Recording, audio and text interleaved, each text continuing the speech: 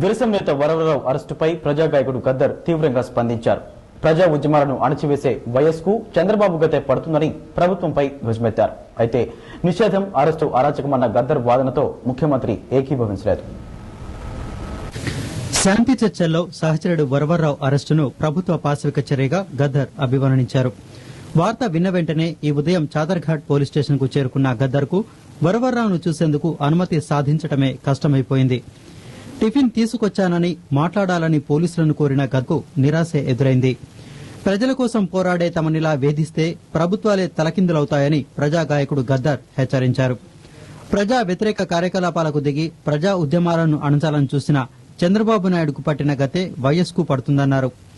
చర్చల్లో పాల్గొనడమే నేరమైతే కేశవరావు, ధర్మాన ప్రసాదరావు, కోనేరు రంగారావులను కూడా అరెస్టు చేయాలని గద్దర్ డిమాండ్ చేశారు.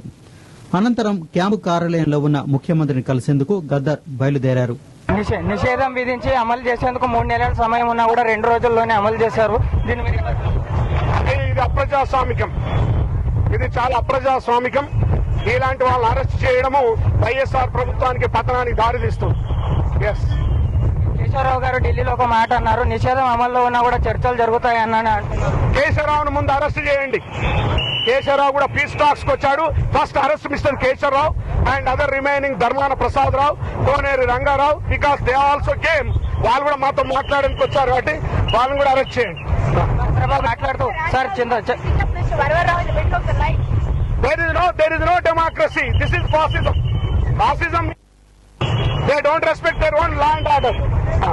See, I am going on the footpath. We are all the journalists throughout India. You know how they are behaving. That's why I told him. That's the reason you have come out to tell India that this is what is happening. Yes. Don't have right to walk on the footpath. Don't have right. I am not going on the road. Don't have right as a citizen. I will walk. And you see that I will go to the Chief Minister and I will see him. What do you mean by that? Sir, Chandrababu niya maatladtu. In one way you will ask us tiffin and meals and you will shake and other way you will put in the jail. Is it the democracy? Is it the democracy?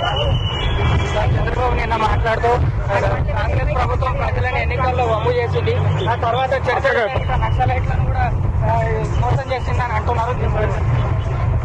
అవును, చంద్రబాబు నాయుడు యొక్క మార్గంలోనే YS Rajasekhara Reddy పోతున్నాడు. మేకకు పులైన సింహమైన ఒకటే. There is no difference between lion and tiger to the court.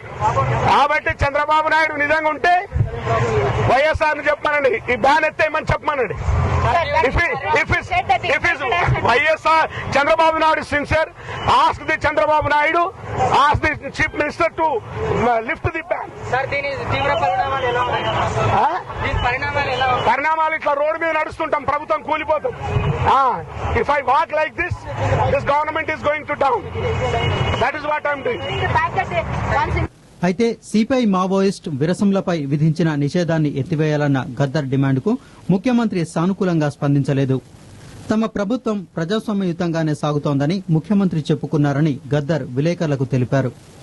విధులు పెడితేనే మాట్లాడతామని అన్నారు. ఇది కరెక్ట్ కాదు. తుపాకులు ఉన్నాయి కాబట్టి మాట్లాడతామని అన్నారు. కాబట్టి మీరు సరిగా మాట్లాడాలి. మీది చాలా అప్రజాస్వామికమైన పరిపాలన. అంటే మాది ప్రజాస్వామికమైన పరిపాలన అన్నాడు, మీరు అప్రజాస్వామికమైన పరిపాలన అన్నారు. మీరు ఈ బ్యాన్ వెత్తేయాలన్నాను, నక్సలిజాన్ని తుపాకుతో మీరు అణచివేయాలన్నారు. ఆ వినతి పత్రం 3 అక్షరాలు ఆయనకి ఇచ్చాను. అన్ని మా చేతిలో లేవు, నేను చూస్తాను అన్నాడు. ఇది కాబట్టి ఇది అప్రజాస్వామికమైన ప్రభుత్వం. ఈ ప్రభుత్వాన్ని ప్రజలు గుణపాఠం నేర్పాలని విజ్ఞప్తి చేస్తున్నాను. అమరవీరులకు జోహార్లు. CM down down, CM down down. అయితే ముఖ్యమంత్రి నుంచి ఎలాంటి హామీ లేకుండానే సీఎం క్యాంప్ ఆఫీస్ నుంచి గద్దర్ వెనుతిరిగారు. సీఎం క్యాంప్ ఆఫీస్ ముందు ముఖ్యమంత్రికి వ్యతిరేకంగా గద్దర్ నినాదాలు చేశారు.